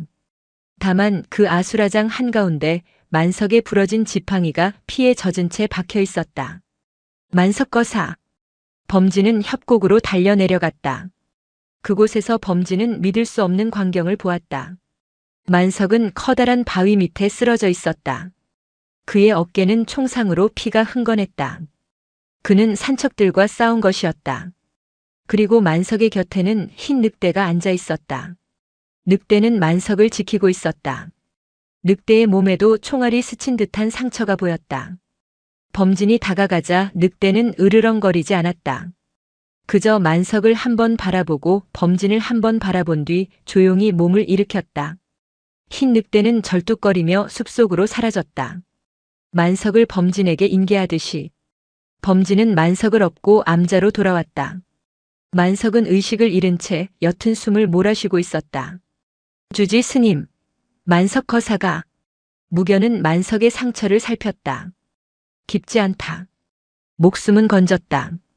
늑대가 밤새 피를 핥아준 모양이구나. 그날 소월함의 모든 스님이 만석을 간호하는 데 매달렸다. 그리고 도겸은 늑대가 사라진 숲의 경계선에 섰다. 아이는 늑대가 다친 것을 알았다. 아이는 그 자리에 엎드려 절을 올리기 시작했다. 서툰 자세로 젖은 땅에 이마를 박으며 아프지 마 아프지 마. 아이의 작은 기도가 봄이 오는 설악산 골짜기에 조용히 울려 퍼졌다. 의식이 돌아왔을 때 만석의 코를 찌른 것은 피냄새가 아니었다. 눅눅한 흙냄새와 짐승의 누린내가 아닌 마른 약초 향과 옅은 향냄새였다. 그는 눈을 떴다. 낯선 천장이었다. 소월함의 객사였다. 어깨의 통증이 불에 댄 듯 밀려왔다. 그는 신음하며 몸을 일으키려 했지만 단단한 손이 그의 가슴을 눌렀다. 누워있소. 범진이었다. 만석은 자신을 내려다보는 스님의 험상궂은 얼굴을 멍하니 바라보았다. 범진의 눈에는 경멸도 분노도 자비도 없었다. 그저 지독하게 피곤한 기색이 서려 있었다. 살아. 있군. 만석이 겨우 목소리를 냈다. 목숨이 질긴 것인지 부처님의 농간인지. 범진은 무심한 목소리로 대꾸하며 만석의 어깨에 감긴 붕대를 풀었다. 붕대 아래로 총알이 살갗을 찢고 지나간 끔찍한 상처가 드러났다. 그놈들이 쓴 총은 서양 물건이더군. 맞았으면 즉사였을 게야. 뼈를 스치고 나간 것이 천운이요. 범진은 능숙한 솜씨로 상처를 소독하고 새 약초를 붙였다. 그의 손길은 거칠었지만 망설임이 없었다. 만석은 범진의 팔뚝에 남은 흉터를 보았다. 자신이 낫을 휘둘러 입혔던 상처였다. 만석은 시선을 피했다. 그놈들은 산척놈들은 어찌 되었소? 도망쳤소. 총도 짐승 가죽도 탐욕도 다 버리고. 범진은 잠시 망설이다가 물었다. 대체 무슨 일이 있었던 게요? 그자들은 전문 사냥꾼들이었어. 거사 혼자서. 만석은 천장을 바라보며 그날 밤을 회상했다. 그의 눈에 처음으로 두려움이 아닌 경외감이 스쳤다. 내가 그놈들을 상대한 게 아니오. 나는 그저 이 산의 주인 노릇을 좀 했을 뿐이오. 그놈들은 이 산을 몰랐어. 나는 그놈들이 모르는 길로 그놈들을 이끌었지. 짐승똥을 태워 냄새를 풍기고 발자국을 속이고 짐승이 다니는 길목으로 유인했어. 만석은 굶주린 늑대 무리가 겨울잠을 자는 곰을 깨우는 법을 알았다. 그는 산척들을 일부러 그 굴 근처로 이끌었다. 곰이 깨어났어. 놈들 산척 중 하나가 팔을 잃었지. 그놈들은 혼비백산했어. 하지만 독이 올라 나를 쫓기 시작했지. 그들은 만석을 협곡으로 몰아넣었다. 그리고 만석은 어깨에 총을 맞고 쓰러졌다. 이제 죽었구나 싶었어. 그놈들이 나를 둘러싸고 비웃었지. 이 산의 주인은 이제 우리라면서 말이요. 만석은 숨을 골랐다. 그때 그놈이 나타났어. 범진은 숨을 죽였다. 흰 늑대. 수막이. 혼자가 아니었어. 검은 놈들 대여섯을 데리고 벼락처럼 그놈들 뒤를 쳤어. 만석의 목소리가 떨리기 시작했다. 범진 스님. 나는 평생을 사냥하며 짐승을 죽였어. 늑대 무리가 사냥하는 것도 수십 번 봤지. 하지만 그런 건 처음 봤어. 그놈들은 사냥을 한 게 아니오. 벌을 내린 거지. 늑대 무리는 산척들을 죽이지 않았다. 그들은 조직적으로 움직이며 산척들의 총을 빼앗고 활을 부러뜨리고 다리를 물어 절름발이로 만들었다. 인간이 짐승에게 가했던 공포를 고스란히 되돌려 주었다. 흰 늑대는 그 우두머리는. 만석은 말을 잇지 못했다. 내가 총을 맞고 쓰러졌을 때 산척 놈 하나가 내게 확인 사살을 하려 했어. 그 순간 흰 늑대가 그놈의 총구와 내 사이로 뛰어들었어. 총알이 그놈의 옆구리를 스쳤어. 나 대신 맞은 게지. 그놈은 비명 한 번 안 지르고 그 자리에서 총을 든 놈의 팔을 물어부러뜨렸어. 산척들은 무너졌다. 그들은 더 이상 사냥꾼이 아니었다. 산의 신령에게 대항한 죄인이었다. 그들은 무기를 버리고 울부짖으며 산을 내려갔다. 귀신이다. 산이 노했다. 는 비명을 지르면서. 그리고 흰 늑대는 쓰러진 내 곁에 밤새 앉아 있었어. 내가 과다출혈로 죽지 않게 상처를 하차주면서 말이오. 날이 밝고 스님이 오는 것을 보고서야 사라졌소. 이야기를 마친 만석은 땀으로 흠뻑 젖어 있었다. 범진은 아무 말도 할 수 없었다. 자신이 살생계를 어길 각오로 낫을 들고 법당을 지킬 때 저 산 아래에서는 자신이 그토록 경계했던 짐승인 자신이 그토록 경멸했던 사내를 위해 피를 흘리고 있었다. 무견이 조용히 객사문을 열고 들어왔다. 범진아. 주지 스님. 만석 거사의 상처는 내가 꿰매었으나 그 목숨을 붙여준 것은 저 산의 짐승이다. 그 빚은 평생 가도 갚기 어려울 것이다. 만석은 무견을 향해 성치 않은 몸을 억지로 일으켜 고개를 숙였다. 스님 저는 이 암자에 그리고 저 아이에게 씻을 수 없는 죄를 지었습니다. 헌데 죄를 말하지 마라 거사. 죄를 논하기엔 거사가 치른 대가가 너무 크다. 무견은 만석의 부러진 다리 지난번 멧돼지에게 다친 와 새로 얻은 어깨 상처를 바라보았다. 거사는 이제 사냥꾼이 아니다. 이 산이 거사를 버렸거나 혹은 이 산이 거사를 진정한 주인으로 받아들인 게지. 산의 흉터를 가졌으니 산의 마음을 알게 될 것이다. 그때 해일 스님이 창백한 얼굴로 객사로 달려왔다. 주지 스님, 범진 스님. 큰일 났습니다. 무슨 일이냐? 짐승 떼라도 다시 몰려왔느냐? 아닙니다. 도겸이가 이상합니다. 범진과 무견의 표정이 굳어졌다. 오늘 아침부터 물 한 모금 넘기지 않고 법당 구석에 웅크리고 있습니다. 열이 펄펄 끓는데 춥다고만 합니다. 그리고 해일은 겁에 질린 목소리로 속삭였다. 자꾸 아프다고만 합니다. 자기 배를 움켜쥐고 옆구리가 아프다고 합니다. 마치 총알이 스쳐 지나간 늑대처럼. 범진은 만석의 이야기를 떠올리며 전율했다. 그는 객사를 뛰쳐나가 법당으로 향했다. 법당 구석, 도겸은 늑대가 돌려주었던 제 이불을 뒤집어 쓴 채 작은 짐승처럼 웅크리고 있었다. 아이는 식은땀을 비오듯 흘리며 제 옆구리를 움켜쥐고 있었다. 아파 아파 너무 아파. 범진이 다가가 아이의 이마에 손을 얹었다. 불덩이 같았다. 도겸아, 정신 차려라. 어디가 아픈 게냐? 도겸은 눈을 뜨지 못했다. 그저 고통스러운 신음과 함께 만석이 묘사했던 흰 늑대의 상처 부위를 정확하게 움켜쥐고 있었다.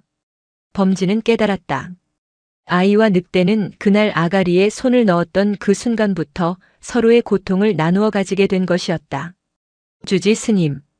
범진이 절망적인 목소리로 무견을 바라보았다.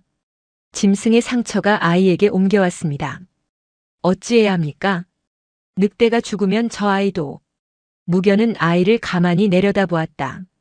그의 눈에 처음으로 깊은 슬픔이 어렸다. 이것이 감흥의 무게다, 범진아.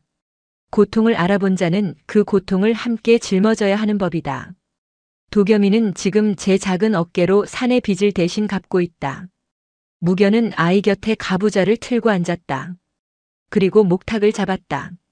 우리가 할 수 있는 것은 저 아이가 홀로 그 짐을 지지 않도록 돕는 것뿐이다. 묵직한 목탁 소리가 열에 들뜬 아이의 신음소리와 함께 법당을 채우기 시작했다. 범진도 그 옆에 무릎을 꿇었다. 그는 부처를 향해 기도하는 것이 아니었다. 그는 지금 산의 어딘가에서 피를 흘리고 있을 흰 늑대를 향해, 그리고 그 짐승의 고통을 대신 앓고 있는 내 살배기 아이를 향해 생전 처음으로 간절한 기도를 올리기 시작했다. 봄은 더디게 오고 있었다. 아직 녹지 않은 잔설 위로 스님들의 근심이 쌓여갔다. 도겸의 증세는 기묘했다. 아이는 늑대가 다쳤다는 그날 이후 정확히 사흘을 알아놓았다. 마치 늑대가 상처를 회복하는 데 필요한 시간만큼 아이도 함께 앓는 듯 했다. 범진과 무견은 밤낮 없이 아이를 간호했다. 범진은 약초를 다렸고 무견은 경을 읽었다. 하지만 아이의 열은 약초로 내리는 열이 아니었고 아이의 고통은 경전으로 다스릴 수 있는 번뇌가 아니었다. 해일과 원영은 공포에 질렸다. 주지 스님, 저것은 필시 그 늑대가 아이의 정기를 빨아먹는 것입니다. 해일이 떨리는 목소리로 무견에게 고했다.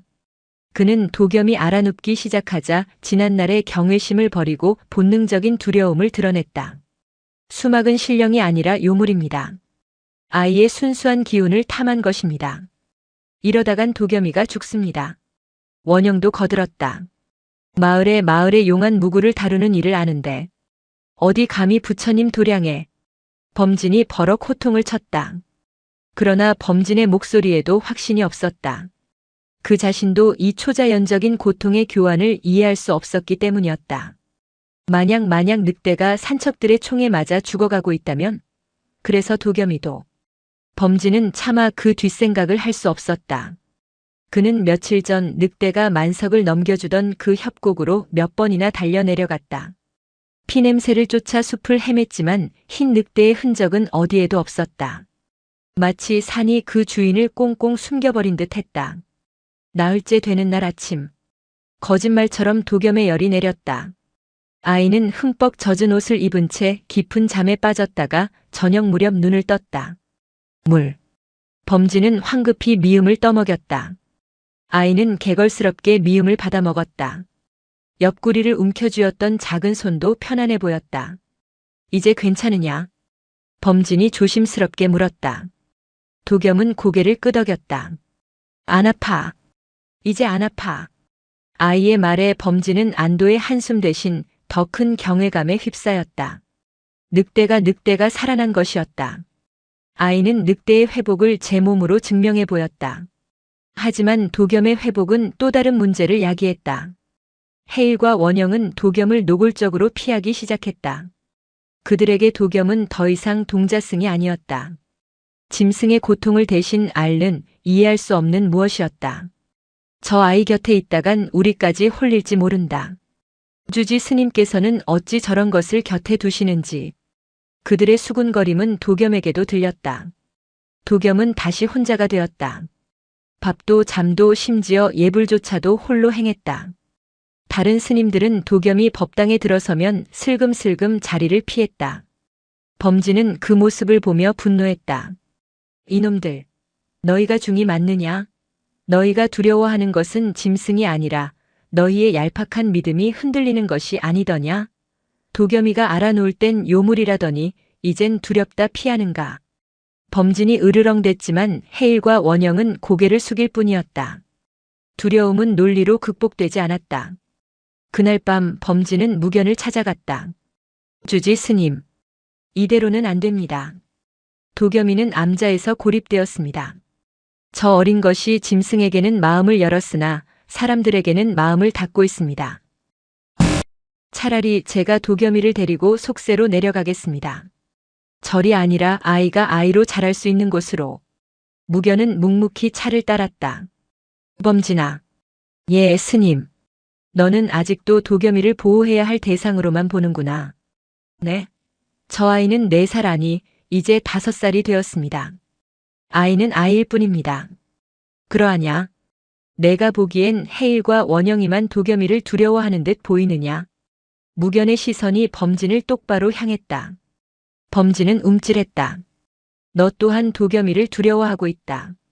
저는 아닙니다. 저는 저 아이를.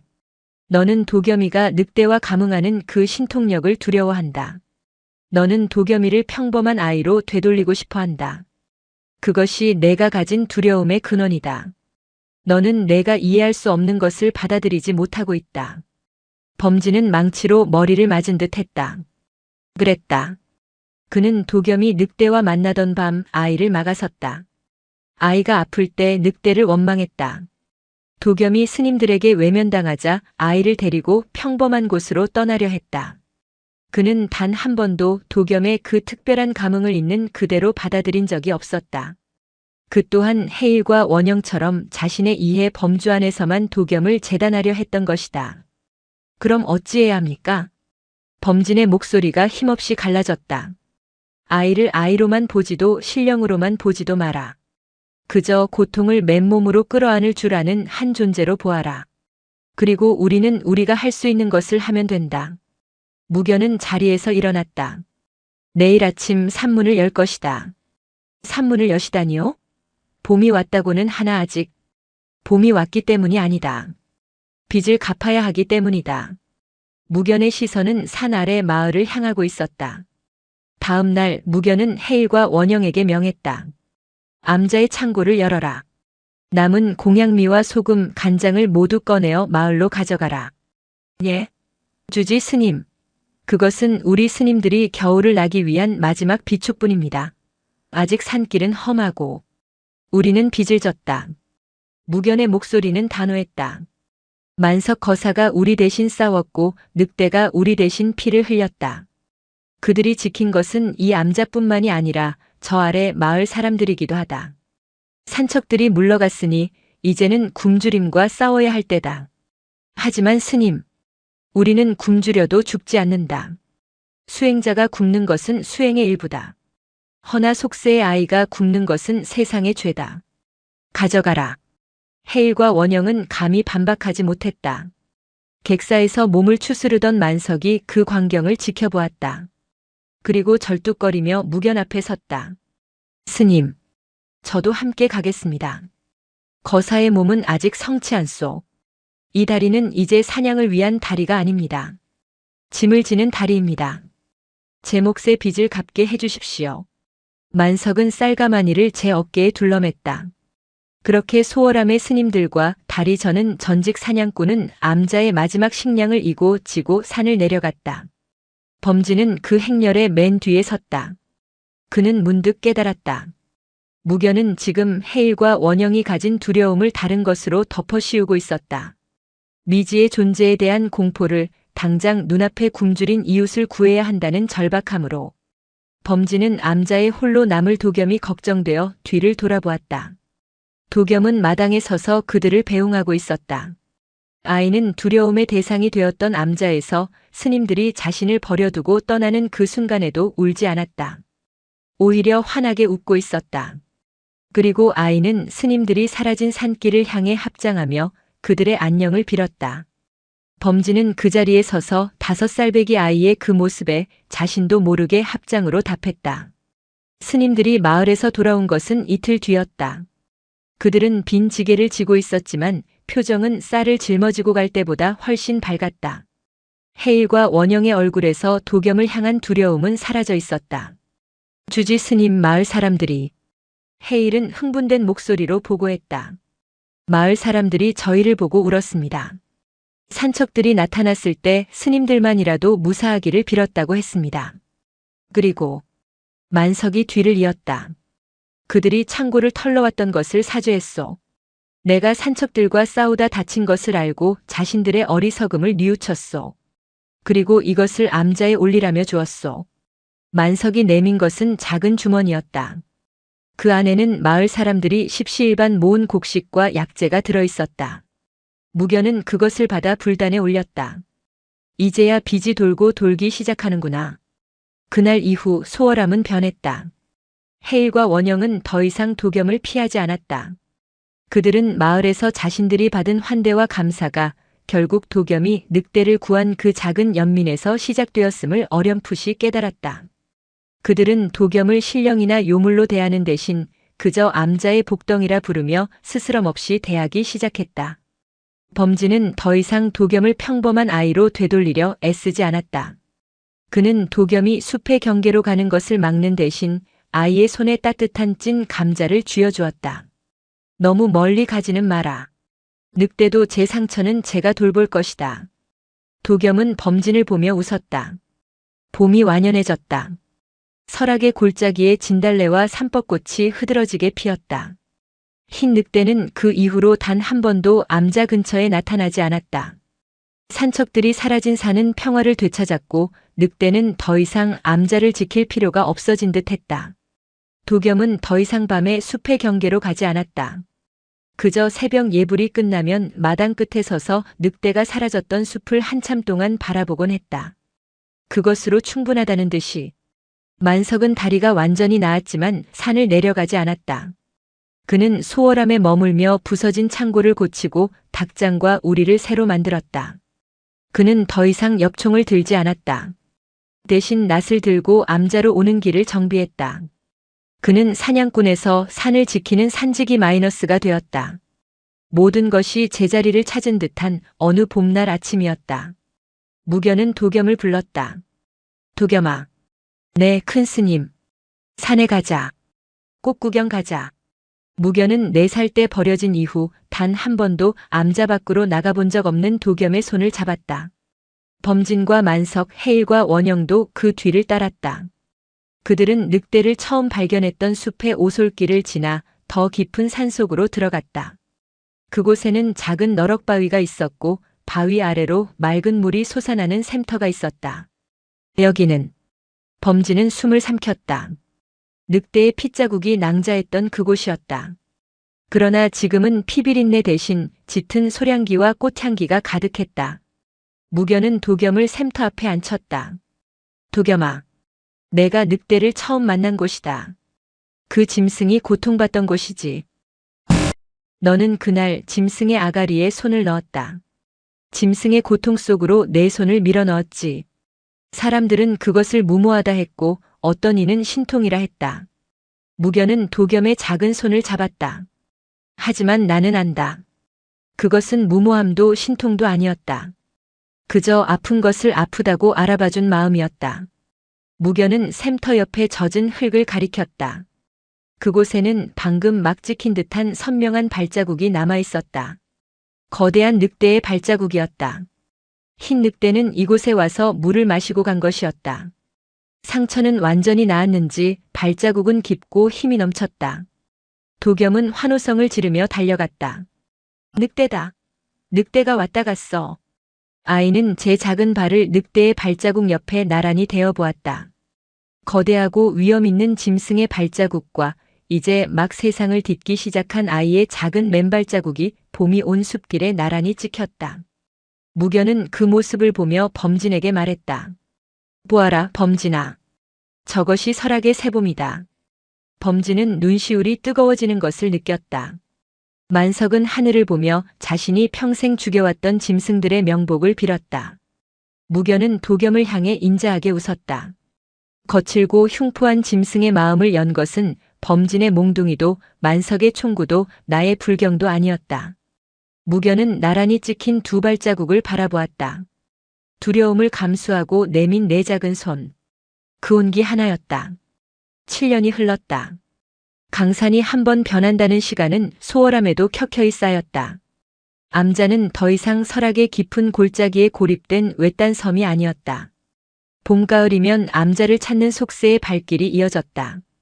그들은 부처님의 가피를 구하러 온 것이 아니었다. 그들은 소월함의 마지막 쌀가마니 이야기를 듣고 찾아온 이들이었다. 흉포한 맹수와 욕심 많은 사냥꾼들의 이야기 속에서 정작 굶주린 이웃을 위해 마지막 식량을 내어준 스님들의 이야기는 그 어떤 설법보다 깊게 사람들 마음을 울렸다. 소월함은 부유해지지 않았지만 가난하지도 않았다. 마을 사람들은 자발적으로 암자의 살림을 도왔고 암자는 그들의 마음을 닦아주는 쉼터가 되었다. 많은 것이 변했다. 만석은 더 이상 사냥꾼이 아니었다. 그는 이제 만석 거사로 불리며 소월함의 꾸준히를 도맡는 듬직한 산지기 마이너스가 되었다. 절뚝거리는 다리와 흉터가 깊게 팬 어깨는 그가 겪은 세월의 훈장이었다. 그는 그 다리로 암자에 이르는 길을 닦았고 그 팔로 부서진 법당을 일으켰다. 그는 짐승을 쫓던 눈으로 이제 산사태의 징후를 읽고 길 잃은 나물꾼을 구했다. 해일과 원영은 더 이상 겁 많고 수군대던 젊은 스님이 아니었다. 그들은 범진의 엄격함과 무견의 자비를 반반씩 닮아 암자의 든든한 허리가 되었다.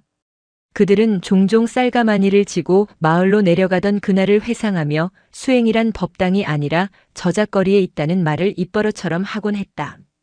범진은 소월함의 원주로서 무견의 뒤를 이을 제목으로 묵묵히 수행을 이어갔다. 그의 얼굴에 험악했던 기색은 옅어졌고 규율을 말하던 입은 온기를 담았다. 그는 더 이상 짐승과 사람을, 선과 악을 날카롭게 구분짓지 않았다. 그는 그저 무견이 그랬듯 바람 소리를 듣고 구름의 모양을 살폈다. 그리고 도겸. 4살배기 동자승은 이제 12살 소년이 되었다. 아이는 훌쩍 자라 범진의 허리춤까지 닿았다. 짐승의 고통에 감응하던 신비한 아이의 모습은 세월 속에 희미해졌고 지금의 도겸은 그저 여느 사미처럼 밝고 맑은 눈을 가진 소년이었다. 도겸은 영특했다. 경전을 한 번 들으면 잊지 않았고 범진이 가르치는 한학도 곧잘 따라했다. 무엇보다 도겸은 마음을 살피는 법을 알았다. 그는 만석의 절뚝이는 다리를 보며 춥지 않은지 살폈고 범진의 굳은 어깨를 보며 손수 약초를 다렸다. 암자의 모두가 도겸을 아꼈다. 도겸은 소월함의 봄이었고 미래였다. 그 7년간 흰 늑대 수막은 단 한 번도 나타나지 않았다. 마치 그 소란스러웠던 겨울이 긴 꿈이었던 것처럼. 늑대의 이야기는 암자 스님들과 만석 거사만이 공유하는 비밀이자 전설이 되었다. 평화로운 어느 초여름 날이었다.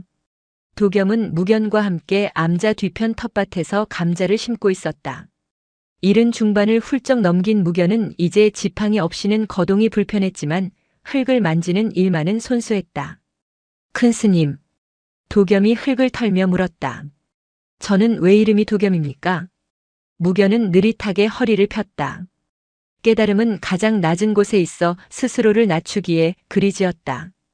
그럼 저는 어디서 왔습니까? 무견의 손길이 잠시 멈췄다. 7년 전 4살, 5살의 도겸은 그 질문을 하지 않았다. 그러나 12살의 도겸은 자신의 근원을 묻고 있었다. 너는 이 산이 내게 준 선물이다. 저는 압니다. 도겸은 흙을 바라보며 담담하게 말했다. 저는 이 암자 일주문 앞에서 발견되었습니다. 만석 거사님이 그러셨습니다. 산이 준 선물이 아니라 사람이 버린 빚이라고. 무견은 가만히 도겸을 바라보았다. 아이의 눈에는 원망이나 슬픔 대신 그저 순수한 궁금증이 담겨 있었다. 큰 스님, 저는 제가 왜 버려졌는지 묻지 않겠습니다. 다만, 도겸은 고개를 들었다. 그날 밤 저는 혼자였습니까? 무견은 아주 오랜 시간 침묵했다. 그는 지팡이의 의지에 몸을 일으켰다. 따라오너라. 무견은 텃밭을 나와 암자의 가장 앞 속세와 경계를 짓는 일주문으로 향했다. 범진과 만석이 그 모습을 보고 말없이 뒤를 따랐다. 일주문은 7년 전이나 지금이나 똑같은 모습으로 서 있었다. 무견은 도겸이 발견되었던 바로 그 문지방을 가리켰다.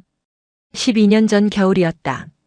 내가 4살 때 겪었던 그 겨울보다 훨씬 더 지독한 혹한이었지. 무견은 그날 밤을 회상했다. 나는 그날 밤 이상하게 잠이 오지 않아 경내를 거닐고 있었다.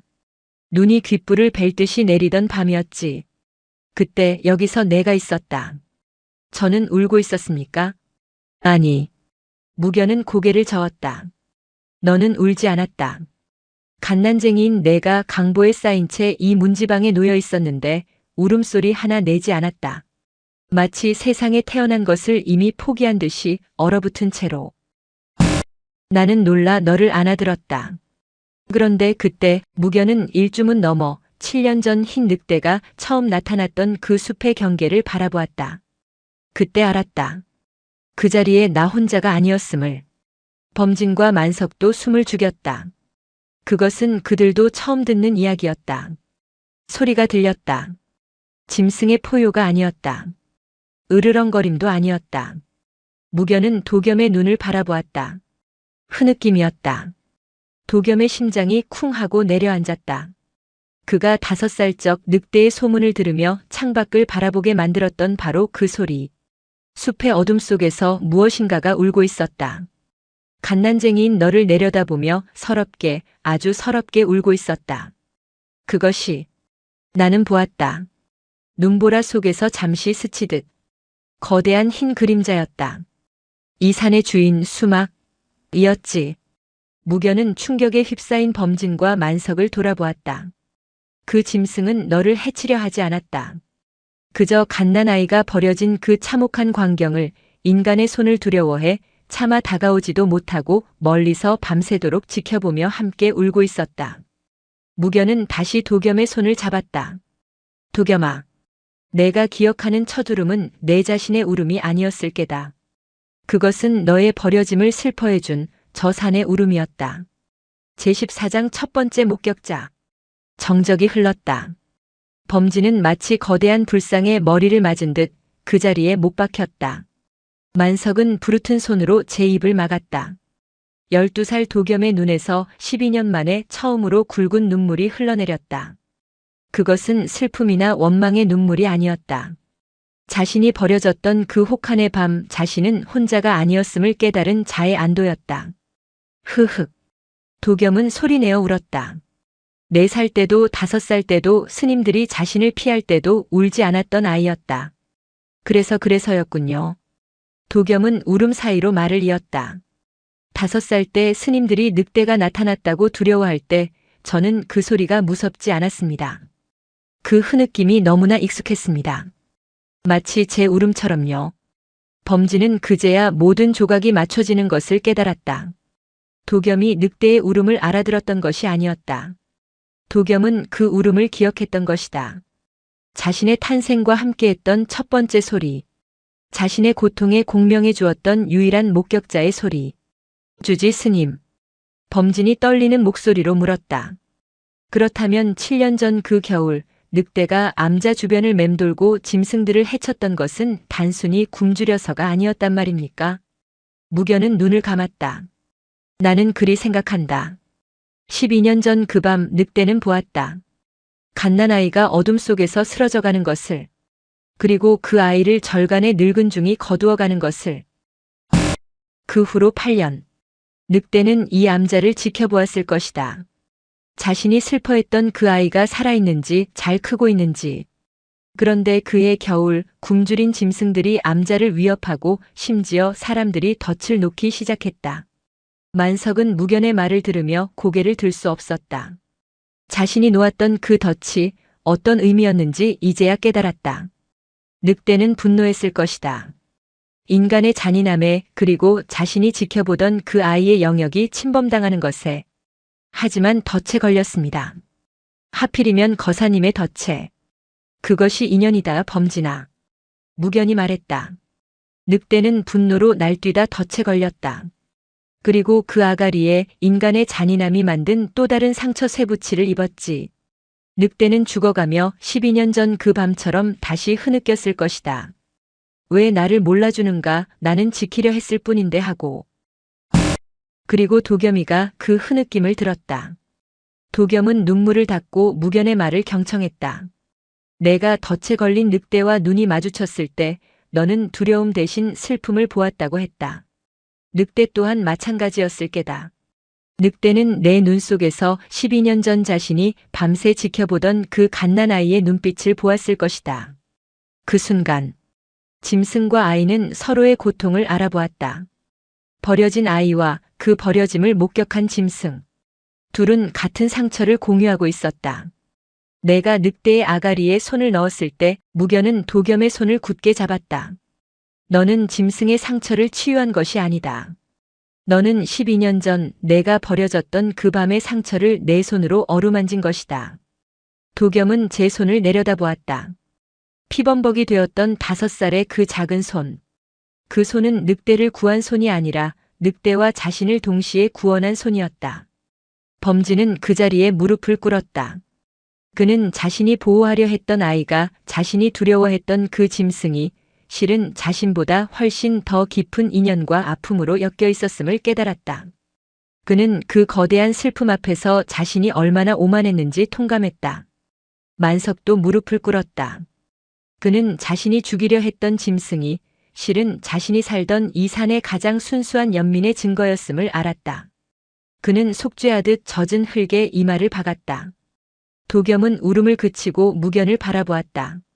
큰 스님, 늑대는 수막은 어디에 있습니까? 이제 저는 늑대를 만나도 무섭지 않습니다. 고맙다고, 그날 밤 혼자가 아니게 해주어 고맙다고 말하고 싶습니다. 무견은 도겸의 머리를 쓰다듬었다. 만나지 않아도 된다. 너는 이미 만났고 늑대 또한 너를 만났다. 너는 늑대의 고통을 대신 알았고 늑대는 너의 영역을 대신 지켜주었다. 빚은 이미 다 갚아졌다. 무견은 일주문 넘어 숲을 바라보았다. 이제 늑대는 더 이상 분노하지 않을 것이다.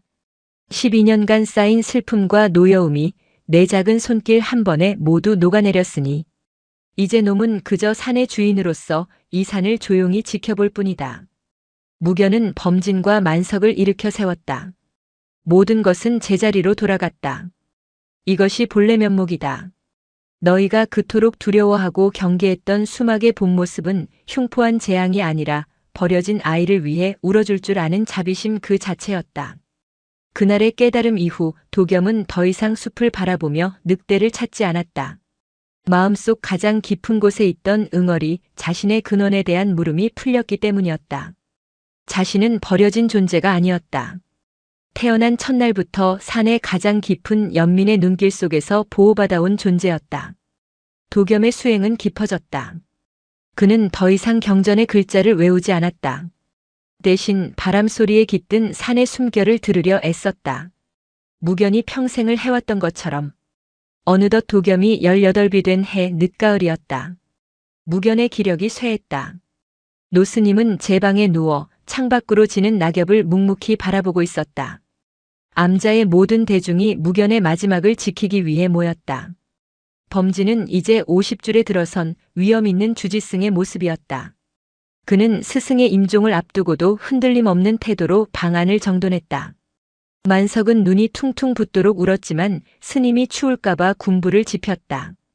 도겸은 묵묵히 무견의 손을 잡고 있었다. 무견이 가늘게 눈을 뜨고 도겸을 불렀다. 도겸아. 예, 큰 스님. 내가 가면 너는 이 산을 떠나거라. 범진과 만석의 눈이 커졌다. 큰 스님, 어찌 그런 말씀을. 도겸은 스님의 상좌이고 이 소월함의 미래입니다. 범진이 다급하게 말했지만 무견은 도겸의 손을 놓지 않았다. 도겸아, 너는 이 작은 암자의 담기에는 너무 큰 그릇이다. 너는 짐승의 아가리에 손을 넣어보았고 그 고통에 감응해보았다. 너는 이미 글로는 배울 수 없는 가장 큰 공부를 마쳤다. 큰 스님, 산 아래로 내려가거라. 내가 이 산에서 배운 것을 산 아래 사람들에게 나누어 주어라. 무견의 눈이 범진을 향했다. 범진아, 너는 이 암자를 잘 지킬 것이다.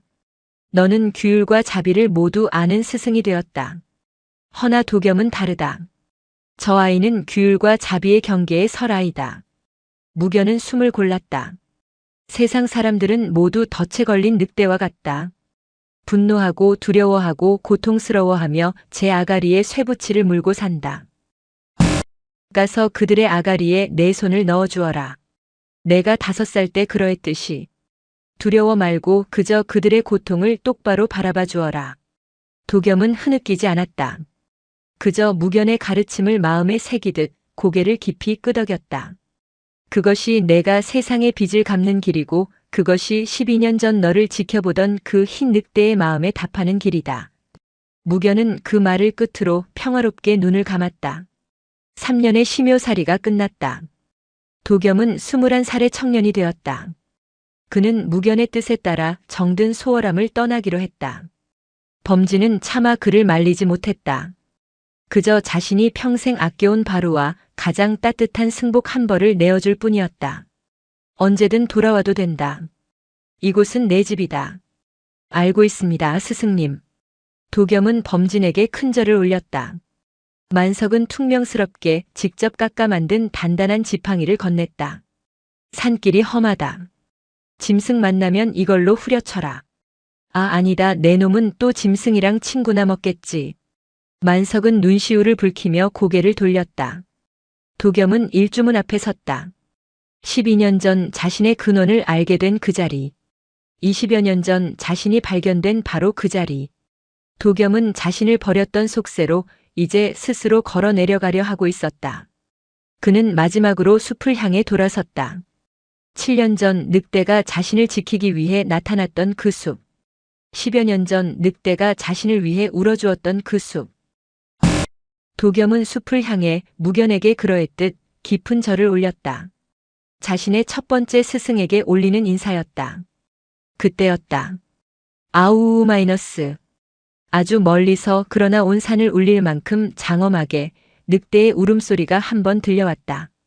그것은 7년 전의 분노에 찬 포효도 10여 년 전의 고통스러운 신음도 20여 년 전의 서러운 흐느낌도 아니었다. 그것은 다녀가라는, 잘 가라는 깊고 웅장한 배웅의 소리였다. 범진과 만석도 그 소리를 들었다. 두 사람은 일주문 밖 숲을 바라보며 말없이 합장했다. 도겸은 미소 지었다. 그는 더 이상 뒤돌아보지 않고 지팡이를 짚고 산을 내려갔다. 영상이 마음에 드셨다면 구독과 좋아요, 댓글 부탁드립니다.